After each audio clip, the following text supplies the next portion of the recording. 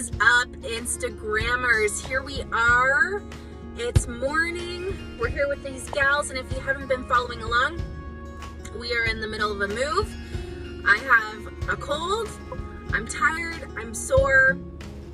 C'est la vie. But I want to talk about what keeps us moving towards our goals even when we don't feel like it, because I can tell you right now, I'm in that spot. I really don't feel like it. But what keeps me going, because I'm on day 3 right now of the hustle and bustle of the move. So a couple key pointers that will help you in regards to your goals and achieving them. Now here's the deal. Number 1, you have to have a timeline. So we have a timeline with the move of this house, and that's what's keeping us going and creating some urgency around it on top of the goal that you've set for yourself.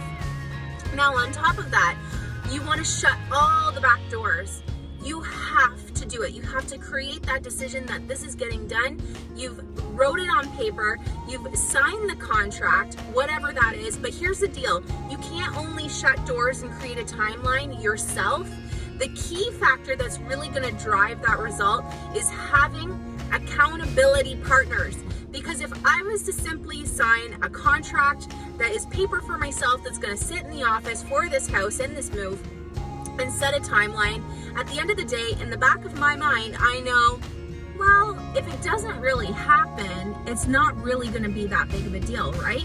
So the fact that I have movers coming in, there's going to be consequences if I don't do it. So that's another one. You can create consequences for yourself, but you have to have somebody accountable, someone accountable to you that's going to make sure that you do that. So if you have a goal to lose X amount of weight, for example, then you want to create some consequence that if you don't do it by this time that you've created for yourself, remember, you want to make it realistic. It can't be crazy like 20 pounds in 1 month, because that's totally unhealthy.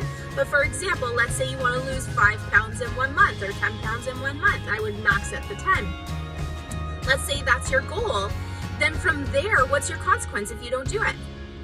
And it's got to be something that makes you uncomfortable, that you hate, that, you know, maybe it's I have to sleep on the floor for a month.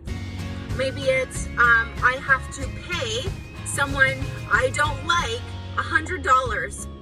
Just send them a check in the mail, or send them the cash, or send an e-transfer, because that would really irk you. But someone has to hold you accountable to doing that. Otherwise, when that day comes and you have to do it, you're like, I can kind of go back on my word and no one will know. So have that accountability partner, have consequences, have a timeline, and shut all the back doors. Have an awesome day and go get your goals.